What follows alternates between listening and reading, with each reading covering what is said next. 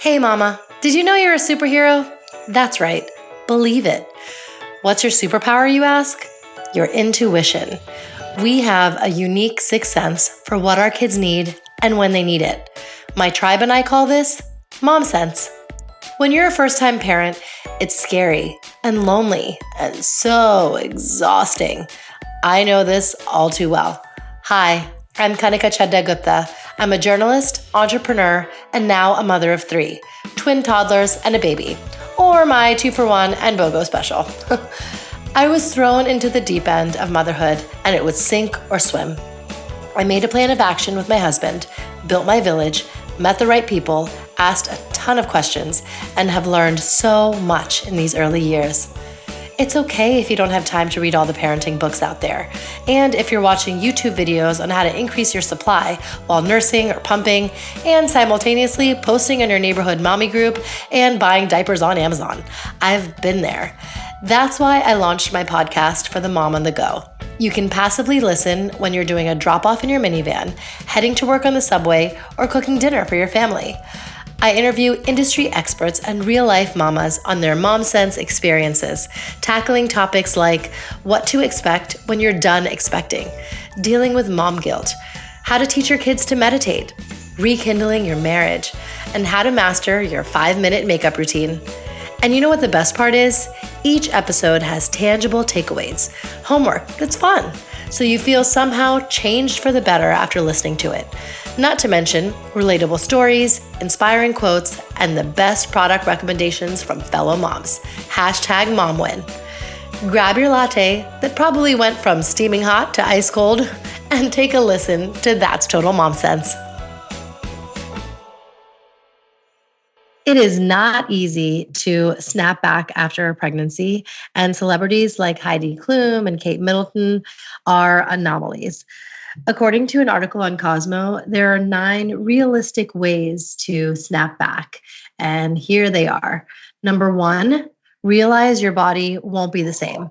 Number 2, breastfeeding alone won't help you lose all the weight. Number 3, deprive yourself of nothing.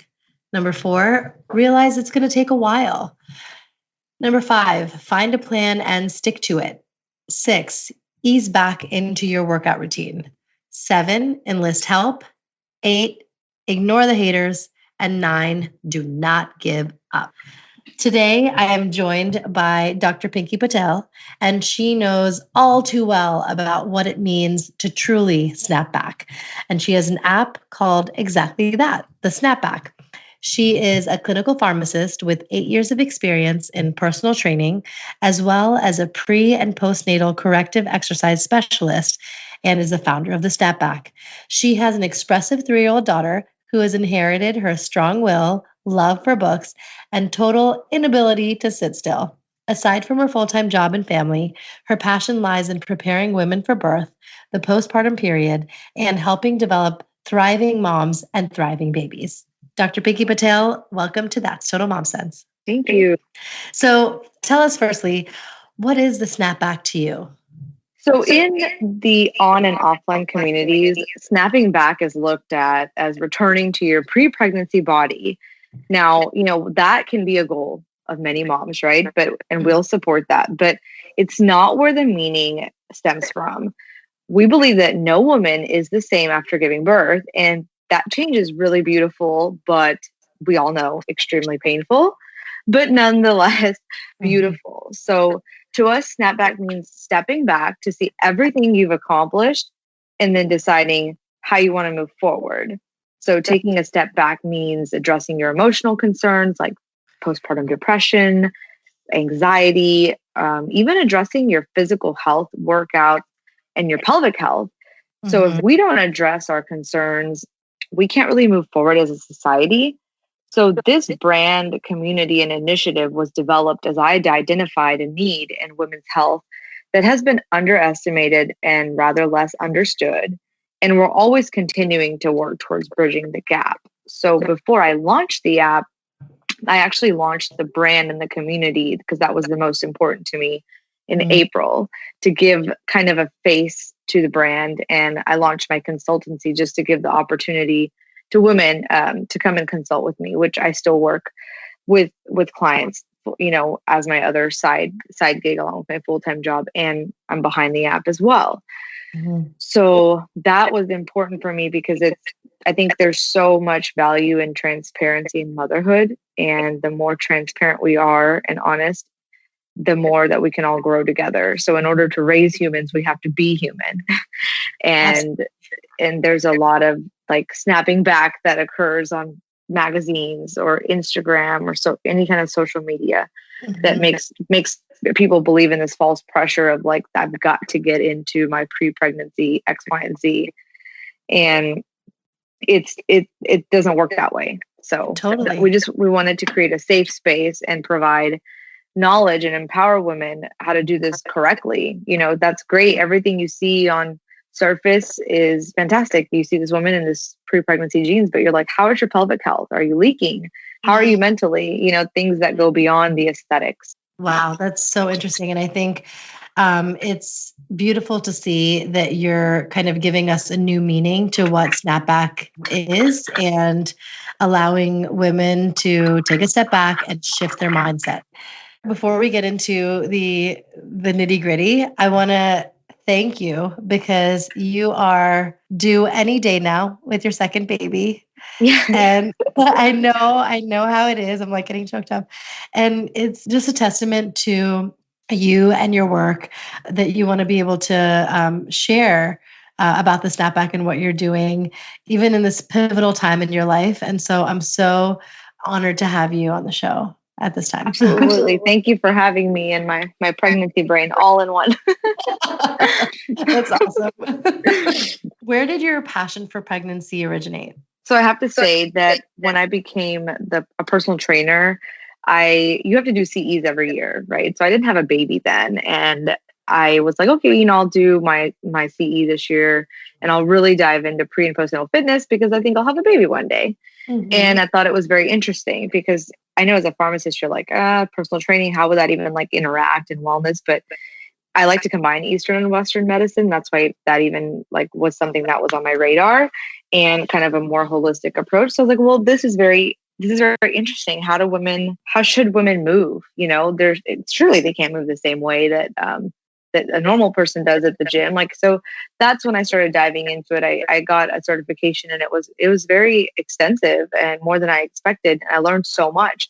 And so I just kept learning, and then I got pregnant myself. So I was able to apply those techniques and the nutrition and just all of it to my pregnancy.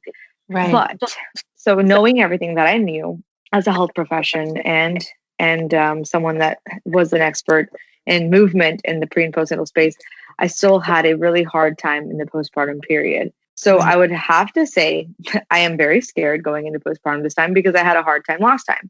And the snapback comes a lot. A lot of the inspiration comes from the fact that I found a need in the postpartum period because of what I experienced. So the passion just kept growing more because I felt like things just shouldn't be that hard. So the app that launched, it's actually the postpartum app that launched, which is funny because there's more coming, but the postpartum one was first, which is ideal, I guess, because I'm about to be postpartum and I was not planning on having a baby this year. So, obviously, as the OCD controlled freak that I am, I can't plan everything right. So here we are. The postpartum app was launched and I'm about to be postpartum. Yeah. But it was a need. It was I had a doula. I had everything set up. I thought I had everything figured out. But it's how we are as women when we have a baby, it's mind blowing. So it doesn't surprise me if you truly understand the way hormones work. It doesn't surprise me that why women have such a hard time in the postpartum period. So I think that's where it originated, is my need that I saw with my daughter. Wow. When I had her. Wow. Say that you basically help women through the breadth of their life, from singledom to birth planning to pregnancy to postpartum. And so you're with them throughout that entire journey. Could we start from pregnancy onwards? Now you're working with someone who's newly pregnant.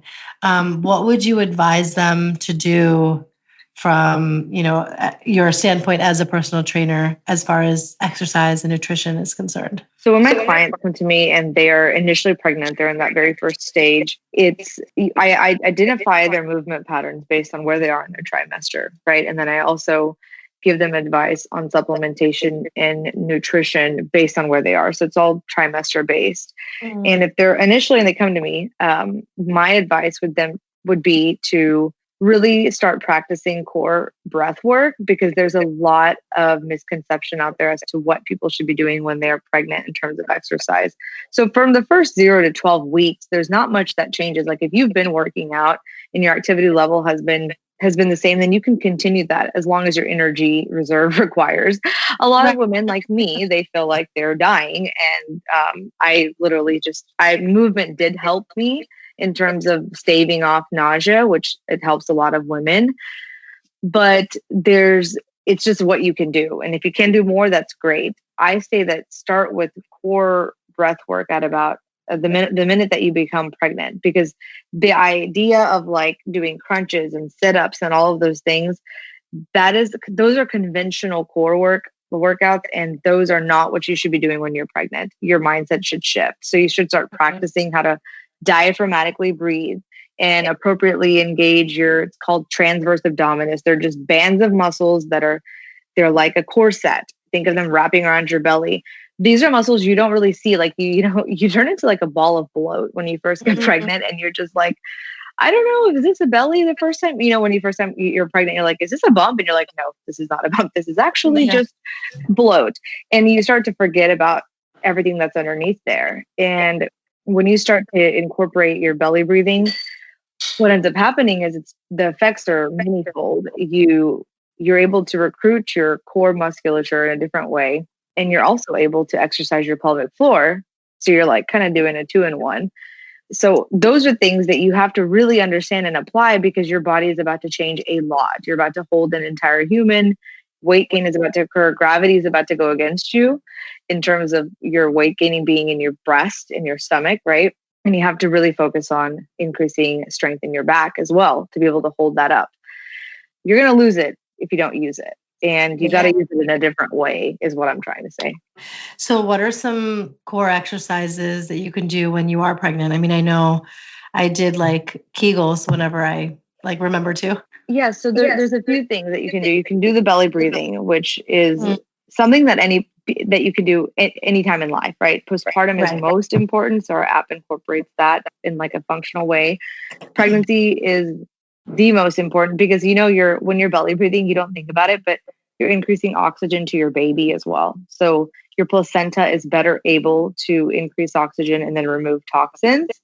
And that's very important. There's a lot of research that goes into the benefits of a baby having increased oxygen supplementation simply from breathing, which is you can do this when you're on bed rest. A lot of women come to me and they're like, I'm on bed rest and I can't move. I'm freaking out about what I should be doing and how my body's going to look and my core. Belly breathing is something that is actually very relaxing and that you can absolutely do when you're on bed rest too. So that's the number one.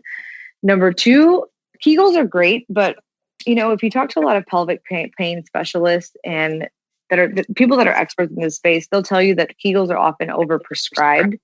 So if you have a hypertonic pelvic floor, so that basically means it's really, really tight, then Kegels aren't always the best.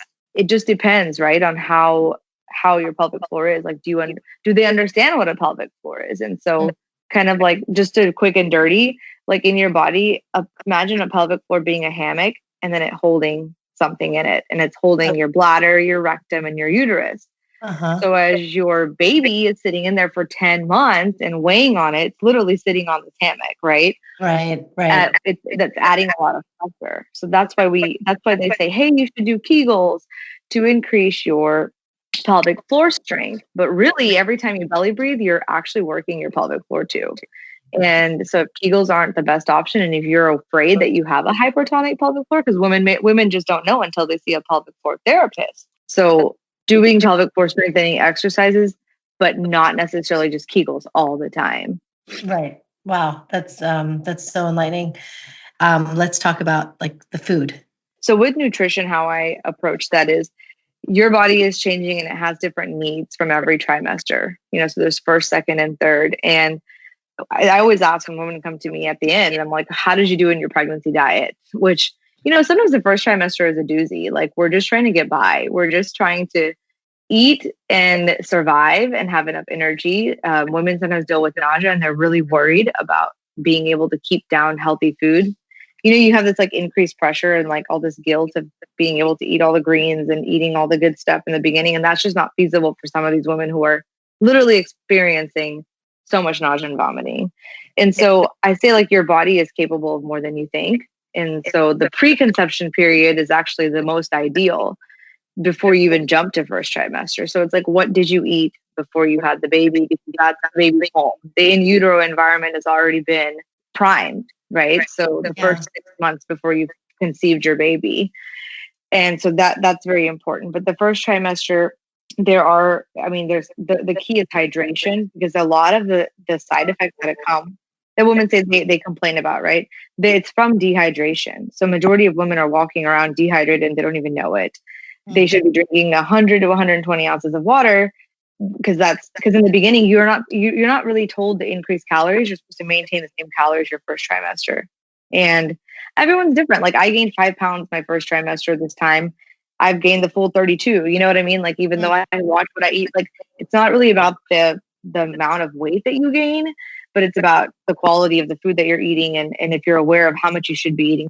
I don't obsess over calories. My main thing is more of macronutrients and what you're supplying to your body. But they say don't increase your calories till week 12. And then you can increase it, 200 to 350, and then you can go up in your third trimester. Now, second trimester, women get more energy back. They're eating, they're fueling their baby. And I'm like, my whole thing is like, how are you eating to fuel your workouts? Because I coach these women on like how to incorporate movement for each phase. And then the third trimester, I'm in it right now. I can speak more to that, is that their baby is developing more of their cognitive abilities in their brain. And so and their lungs as well. But increasing fats during the third trimester is something that I'm very passionate about. Beyond that, they should be eating good fats anyways, like DHA, EPA, ALA. But increasing fats in the third trimester is something that I make sure that all my clients are doing, just because there's so much value and research behind what the baby's like. Salmon, right? Avocado, nuts, supplementing with a liquid oil. Let's say if you're not able to eat as much, like currently I have a lot of acid reflux. I can't eat anything. There's no room in my stomach. And so I'll just drink the liquid oil that I like. Okay. That's high quality, just because I am like, I can't eat after a certain time. And so you would think that when you get more and more pregnant, you can throw down more food, but everybody is just so different. So it's not like really cookie cutter. Like, everyone that comes to me, they're like, well, I like this and I don't like that. Or I used to love salmon, but I don't like it anymore. So it's about like finding a balance of what you can get them to like feasibly eat. Right. Yeah. It's nice to be like, I would like you to do all these things, but it's not possible. Like, we're human. So I approach them very individually. Yeah, no, that's great. And by liquid oil, do you mean like the liquid avocado oil, olive oil, coconut oil? Like, what exactly? No, so there's one oil that I really like. It's called Udo's oil, and it has a lot of different oils mixed in it. So it's a blend of oils. Like, if you go to Sprouts or Whole Foods or something like that, they'll have high quality oils that have DHA and EPA. Okay. And ALA. And so not just like your avocado that you cook with or necessarily, but those high quality oils. So where would you find them? You would find them in the refrigerated section at these natural health food stores, and just kind of I help them navigate which one they can keep down, first of all, because that's the reality is right. What can you take? And some of these are virtually tasteless. So that's what I've been doing in my third trimester. And that's what I recommend to a lot of women. A lot of my clients are also vegetarian, so right. Salmon is not an option. Just depends on their diet as well. I work to find what they need to get in with what I have, right? So that's kind of the key. So if you could tell us, again, in this pregnancy phase, how we could potentially supplement our diets, are there things that we have to fill the gaps, or there deficiencies that we should look into? So as a pharmacist, I'm kind of bringing my light on the supplementation side. I certainly think that, the number one question before anything that I get a lot is, when should I start my prenatal?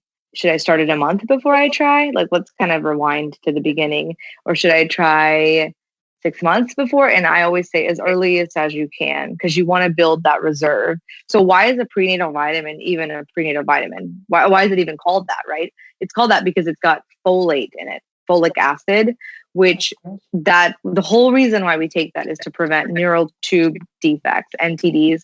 Those prevent spina bifida and, things of that nature. So the whole reason why a vitamin is prenatal is because it has that. And I say that if you build that reserve up in your body, the most ideal time is 6 months or even beyond that.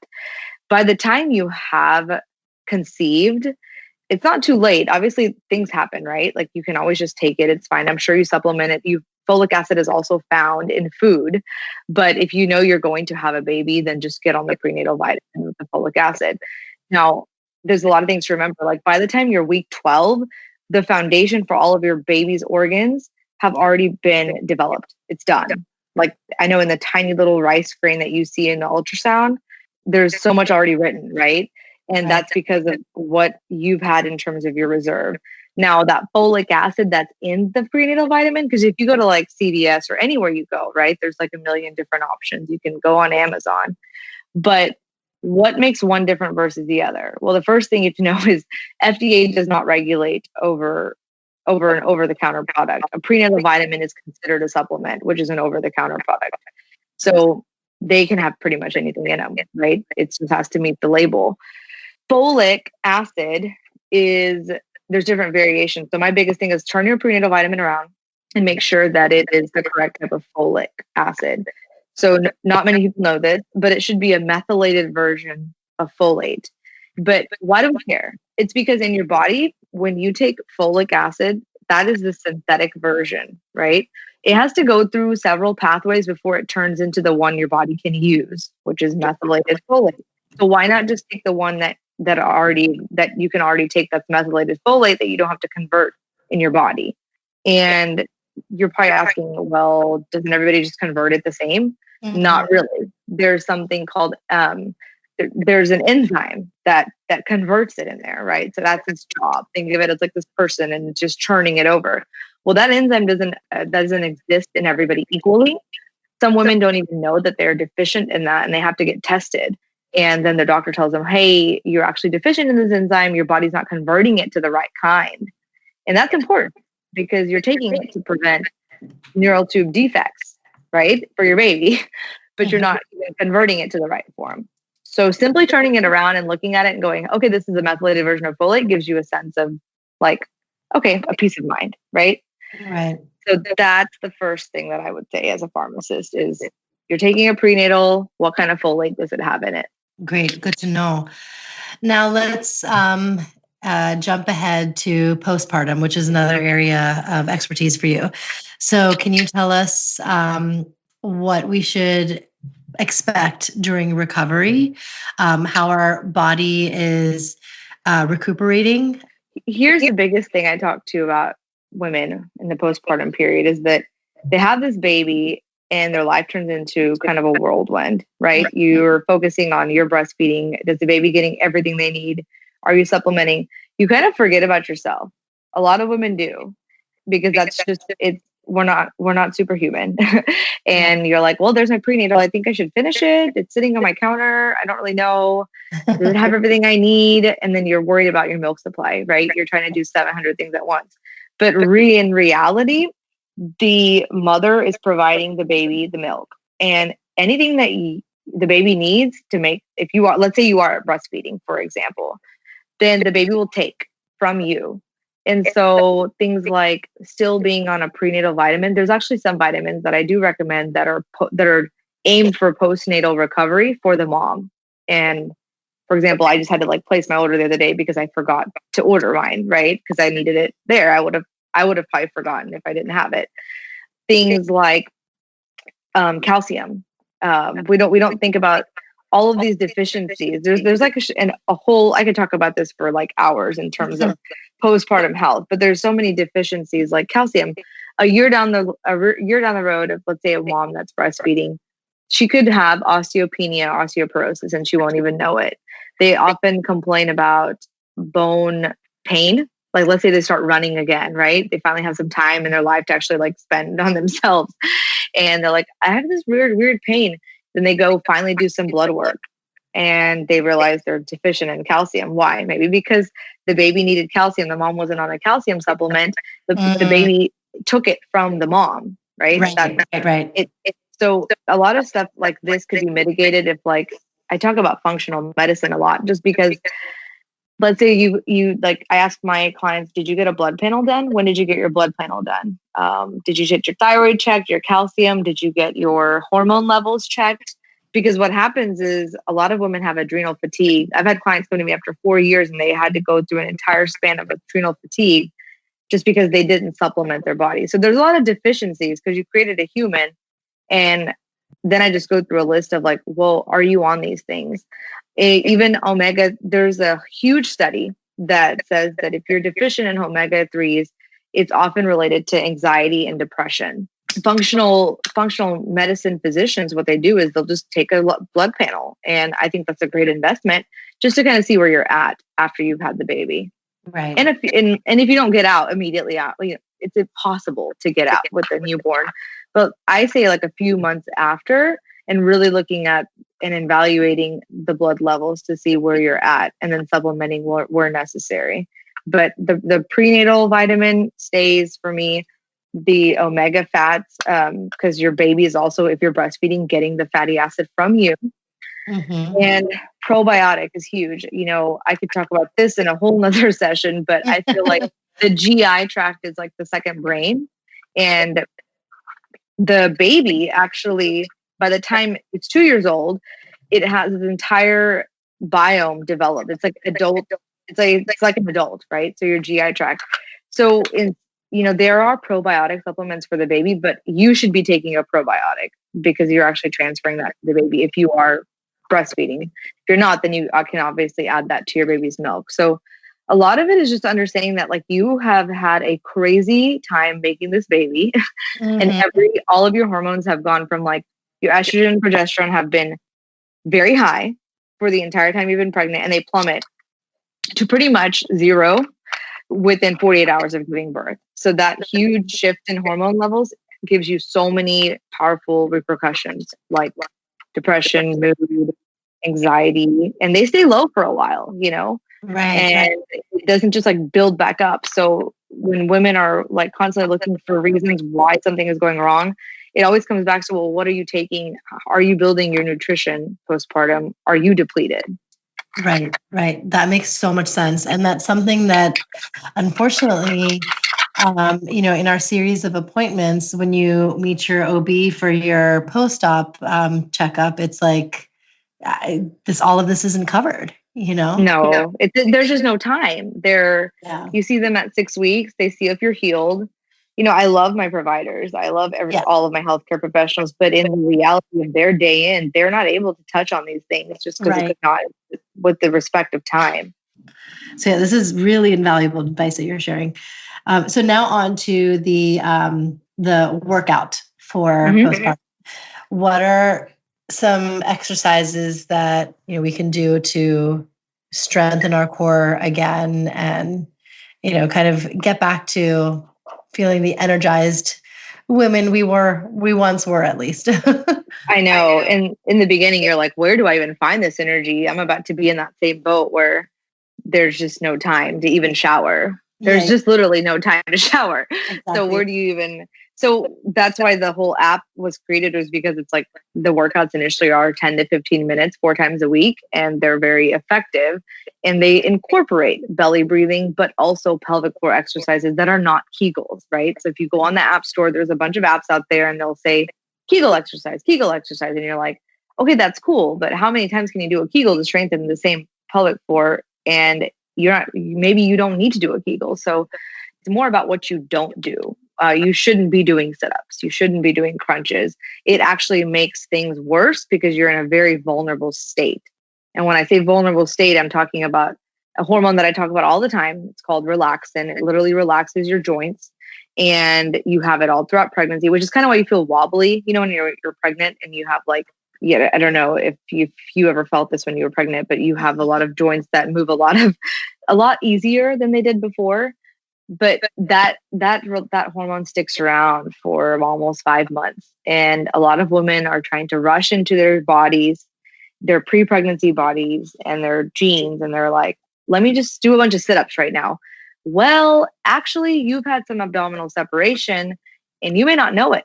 And you've started doing crunches, which is adding all this increased pressure, and you could be making it worse. So the goal is more of like preserving your core and pelvic unit rather than doing things wrong to make it worse, because you can absolutely make it worse in that very moldable time period.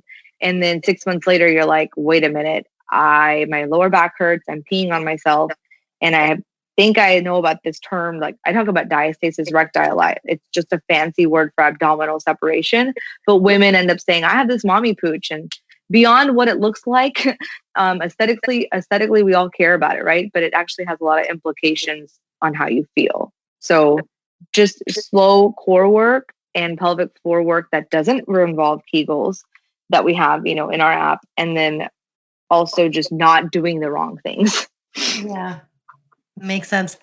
And now on to the nutrition and supplementation in this postpartum phase. Immediately postpartum, I talked about the hormonal shifts that go on in your body when your milk comes in, because your prolactin, that's the hormone that comes through, homie comes through, it helps you make your milk. But that's also kind of what causes milk brain. So that people don't think about this, but a lot of doulas and midwives, lactation consultants, they call it milk brain. Women get emotional when their milk comes in sometimes. And so there's a lot of avoiding like acidic foods and gas producing foods if you are breastfeeding. If you're not, there's a lot of value in incorporating EPA and DHA fatty foods. So salmon, just building your nutritional reserve back up, and not in the form of pill, right? Because pills can only do so much. So having a plan in terms of what am I going to do postpartum? Who's going to be helping me cook? If I can't cook, do I have freezer meals, right? Because everyone's situation is different. You may not have your mom or your mother-in-law or your doula. A lot of people invest in somebody to come and have meals prepared. If you are breastfeeding, avoiding some dairy products sometimes, like if you have issues, if you think that your baby's colicky, eliminating some food groups. So like, I don't know, people don't think about this, but even orange or an orange juice and strawberries, that can cause the baby to develop a rash while nursing. So I think in the beginning, if you are breastfeeding, there's a lot more challenges in terms of you figuring out like, wait, did I eat something to make this happen? And when you're a first time mom, I think you freak out about everything. Mm-hmm. But, just making sure that you are eating to supply for breastfeeding, which is a whole nother conversation. And there is, you talked about breastfeeding and how it's magic, like people magically think it's going to make you lose weight. That is a myth. And a lot of women end up gaining weight when they are postpartum. They come to me and they're like, oh my gosh, I lost all the weight and then I gained it back. And I'm like, well, I thought I had to eat an extra 500 calories. I'm like, that's true. Scientifically, an ounce of milk, burns a certain amount of calories, right? So that 500 number that's thrown out there, it's because of what you produce in a day. Like it's if you produce 20 to 25 ounces in a day. What ends up happening is I can attest to this. I was able to eat way more postpartum than I was in pregnancy because the baby's out, we're rocking, my stomach's not crunched up, I don't have heartburn, and you're hungry. But the same hormone that allows you to make milk, which is prolactin, is also the same hormone that prevents fat loss. You can lose weight, but there has to be an approach that makes sense for you not to tap into your milk supply, but you're still slowly decreasing calories where you can that are, and you're still supplementing correctly for your body. So whenever I have clients that are like, I watch nutritionally and I help them kind of adjust some plans if they are breastfeeding, that's one of the things that I really monitor is like what they're eating, how they're eating, and when they're working out. It is possible. It is possible. But telling women that you're going to melt the weight off by breastfeeding is some of the worst advice I ever hear. Absolutely. Yeah. It's a total farce. Can you tell us some stories about your clients that you've helped? Absolutely. So I think I talked a little bit about this earlier. A client that came to me, she had adrenal fatigue. It just breaks my heart because she had adrenal fatigue for 3 years. And when you have something to that level, you can easily say, "Oh, I had adrenal fatigue." What does that mean? That means that your thyroid hormones were really off balance. That means that's just the beginning, right? So she had to struggle with that because she wasn't able to supplement correctly in the beginning. She admitted that there was no time for herself.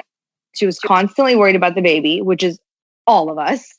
And we don't, and she felt bad that she wasn't able to give, like she could have avoided all of that, right? Because if she would have just paid attention to what she was eating, invested a little bit of time and money into herself, which is, I know, easier said than done, but really knowledge is power. We can't do it all, but if we can do a little bit to help ourselves not get in that kind of slump, then we'll help. It took her 3 to 4 years to get out of adrenal fatigue after so much testing and so much altering of the diet. And she didn't feel like herself. Her energy levels were low for years. I'm not a functional medicine specialist, but I do have knowledge in terms of like how to approach these things if they have certain deficiencies. She had pre-existing like values. And so we were able to work with that, and we incorporated some things to help her feel better, because it all comes down to energy, right? Adrenal fatigue I've never had it, but from interacting with women and understanding how it really does debilitate them long term, it just breaks me. So that's something that I'm like, we should not let our women get into this ocean this far, right? We should help them at some point and make them realize, because you just assume that it's normal. This is just how you're supposed to feel. And when you start to realize, wait a minute, this is common, it's not normal. And that actually takes a lot of women some time to get to. It's easy for me to just sit here and spit it off, but for a mom that's sitting in a room that's breastfeeding, she's like crying and she's like, "Oh, this is just normal. This is just normal. This is how all women do it." And understanding that no, it's not. Yeah. And asking for help.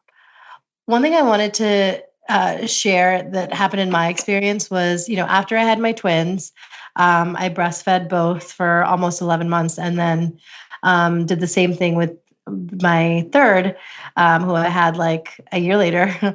I literally went from pregnant and huge with the twins, delivery, postpartum phase, and then pregnant again when they were 9 months, and then like the whole cycle all over again. So there was really no break.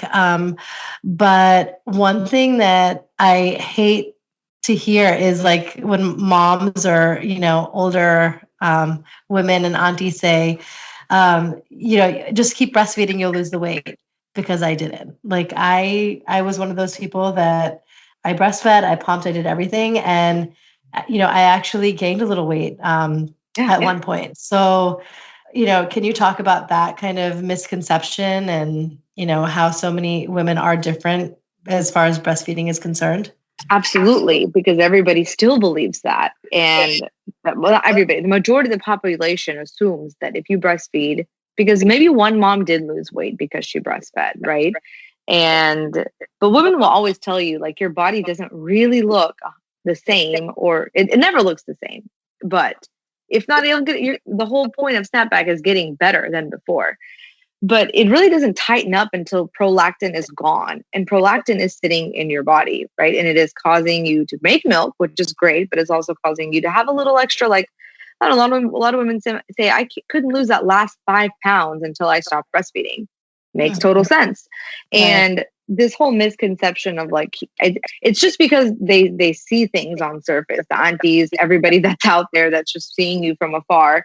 There's some women that lose weight and they're just applying that concept to everybody. But a lot of women actually gain I've had women come to me and they've gained 20 pounds back. They've lost it in the beginning due to stress a little bit, and then they've actually gained it back because their breastfeeding got more efficient and their body was making milk and they were hungry. And I was like blind blown when I was in the middle of the night eating cake in my fridge because I was starving and there's nothing else to eat. And I was like, why am I this hungry?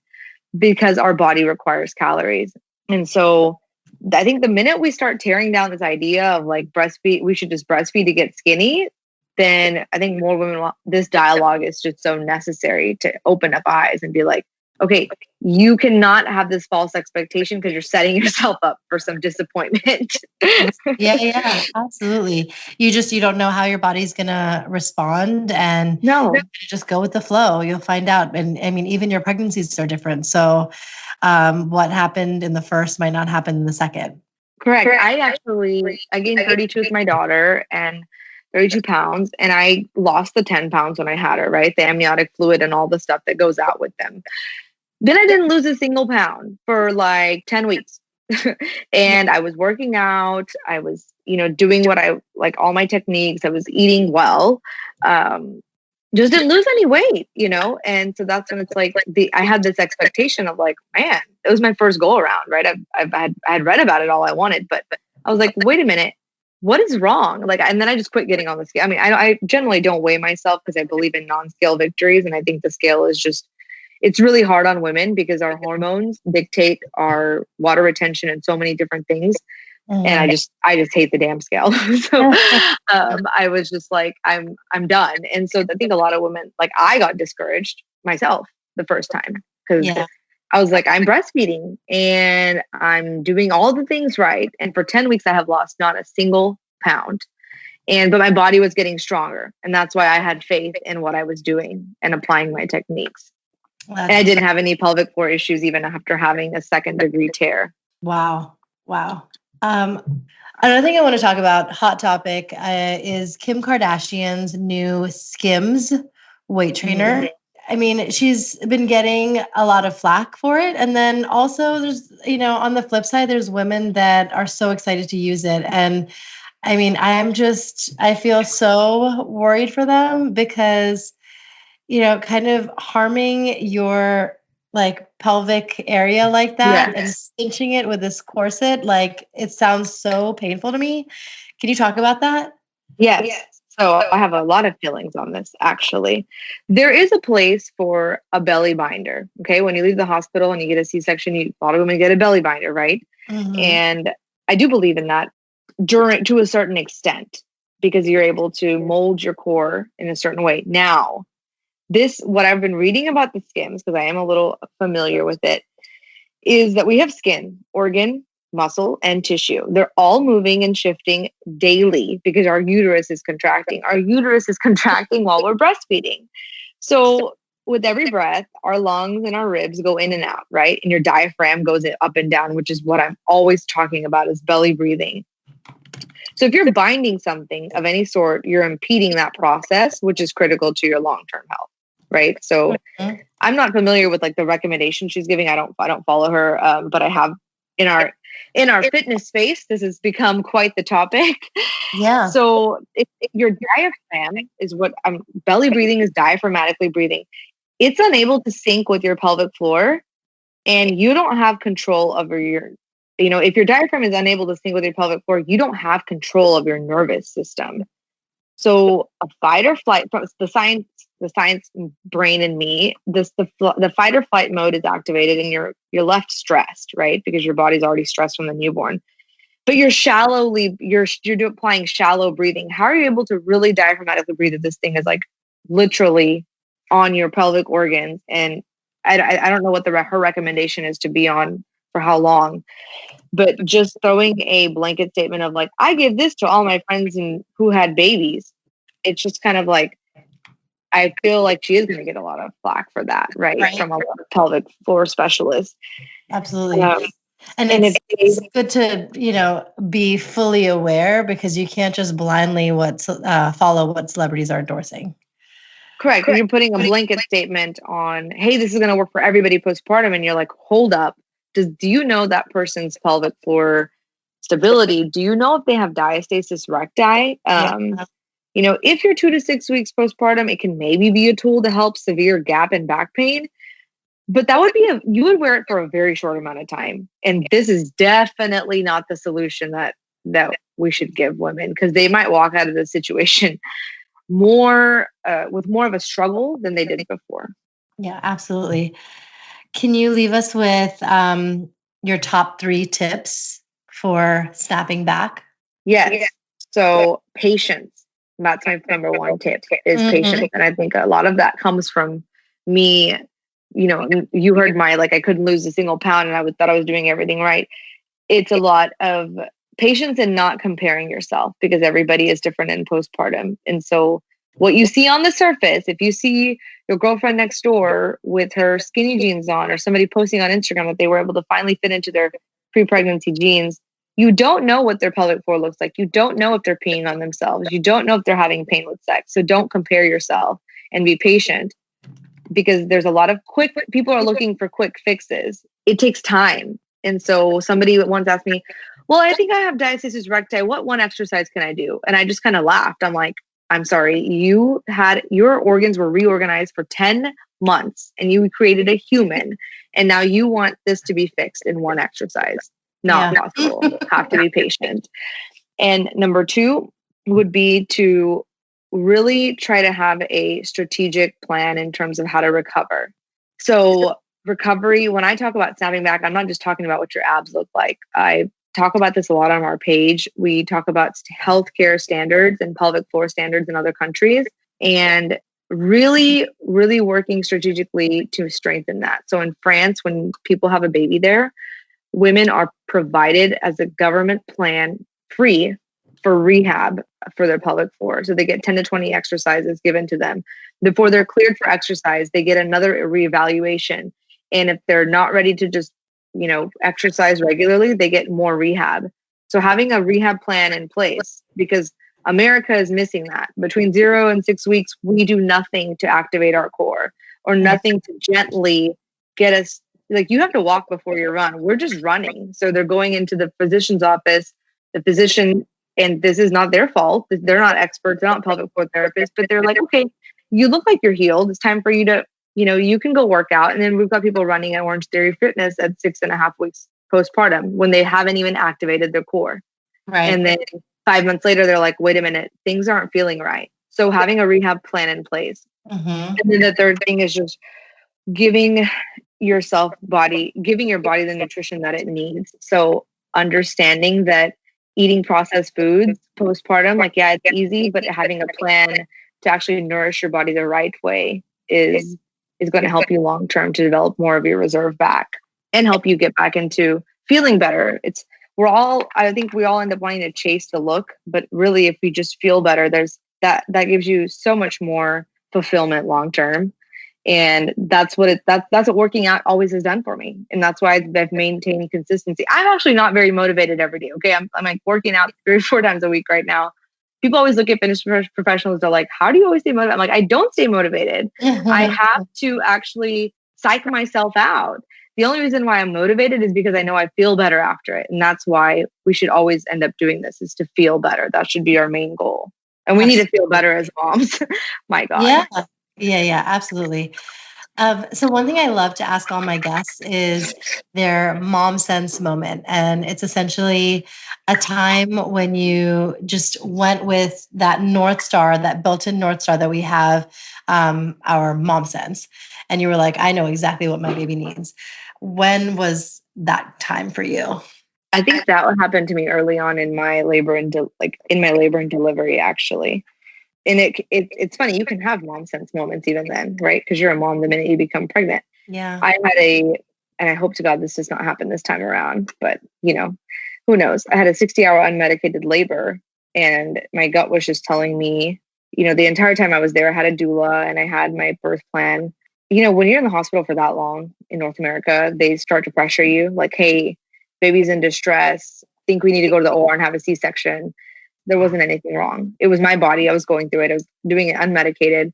And I knew that I had wanted to deliver this baby naturally, and there was nothing wrong. The baby was fine. She was fine. I delivered her after 60 hours. And there was just so many pressures of, hey, you should get this. You should get the Pitocin. You should get the epidural. You should go into the OR, and we should birth the baby this way. Because within 60 hours, the hospitals, obviously the same doctors don't stay there for 60 hours. They have to go home. And so you get rather different students, you get residents, you get different opinions. And I just stuck by my gut. And I was like, no, I think everything is fine. And in America, you kind of have to advocate for your care a lot more so than other countries. So that was my mom since moment. And when she came out and she was perfectly fine and everything went by the way I wanted. And sometimes it doesn't go that way. Sometimes babies are in distress and you do have to get a C-section. That's fine. And that's what we have medical interventions for. But I certainly followed my gut in that moment and I already made it that far. And I was like, she's fine. And we were all fine. Baby was healthy. That's great. That's incredible. Let's not forget our quote of the day. And is there a quote that you live by?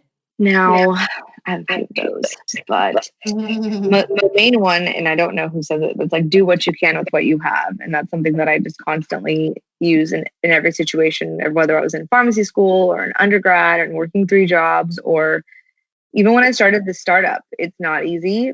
None of it has been easy. And I feel like that's my number one piece of advice is we all wish we had more marketing dollars. We all wish we had more knowledge, more business partners, all those things. But if you just work with what you have, it's truly possible. So do what you can with what you have. That's really, really great advice. It's now time for Mom Haul, when we share products we love. Is there any that you are just loving that you're like, I share this with all my girlfriends? This is the product that's like changed my life. Is there anything like that? Okay, so a lot of moms ask me about how I do my hair because they think that I have like really voluminous hair that looks like I spend a lot of time on it. And this is totally random. Like, this is not even a skincare product or something, but I actually bought I curl my hair with rollers, so I don't even straighten it. So I think my hair looks healthy because I don't put any heat on it. But I did invest in like T3 micro rollers, not endorsed, not sponsored, just straight up telling you like, this is what I do because I don't have time to do my hair. I only wash it once a week. And then if I do have to see humans and that look decent, then I will put it in the rollers. And they're only 8 rollers and I have a lot of hair. So all 8 rollers actually hold all my hair up, and I don't have to straighten my hair. I don't have to put a curling iron to it. I put them in there for 5 minutes. I take them down and it looks decent. That is awesome. Oh my goodness. I'm actually such a fan of rollers too. Because I feel like, you have to have a certain dexterity when it comes to all the curling irons and wands out there. And it's really I can't do the wand thing. I can't do the wand thing. Yeah. My hair's way too long for that. So it's like, I just want to snap in the rollers. And, it's like, no, I'm not going to just sit there and do the whole 10 seconds and no. And they travel really well. Like the T3 ones that you can buy from Ulta, they're in like this packaging, because I used to have these cheap Conair ones and they worked fine, but it was a plastic one. So it'd break in the bag all the time, like the lid would.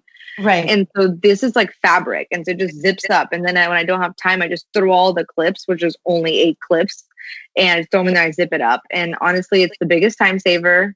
And we don't have time to do our hair. We have too much other stuff going on. Mom life, yes. And dry shampoo. Yeah, that's a good one. Pinkey, can you tell us where everyone can find you and download the SnapBack app? Yes. So I'm on Instagram. It's PinkRx is my handle that I have for like fitness and lifestyle.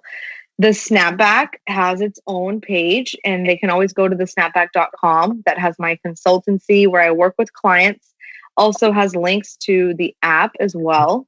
The app is also on Apple Store and Google Play. So we're on both. We're on Android devices as well, which I'm glad that we're able to provide that. There seems to be a lot of Android users that don't get all the apps that they would like to get. But the app was launched on the 9th of September. And so you can always try it for 7 days for free. We certainly don't want anybody stuck with something. And you can download it for free anytime. There's actually a lot of free features on it, even if you don't want to pay for it. So like baby tracking, love to talk about poop. I'm about to use it a lot to track that dirty diapers again. Right. So you can find us there. That is great. Thank you so much for being on the show, Pinkey. You were so insightful, and it was so interesting to hear how you cleared up a lot of the myths and the misconceptions that are out there about pregnancy and postpartum and what our exercises and nutrition should entail. So thank you for that. Thank you for having me. I can't thank Pinkey enough for being on my show. She was ready to pop at that time, and I'm so excited for her baby number 2 joining her beautiful family. As an exclusive promotion for my listeners, she's offering 20% off any package featured on the SnapBack app, which is redeemable online and translates to the app. Apply the promo code MOMSENSE20 on her website, app.thesnapback.com. And there are further instructions available on my website, that's totalmomsense.com. As always, thank you so much for listening and leaving me reviews and emails. I love getting feedback from all of you. Follow me on Instagram at KanikaXOXO and write to me at thatstotalmomsense@gmail.com. And remember, always trust your mom sense. Stay strong, super mamas. See you next time. That's total mom sense.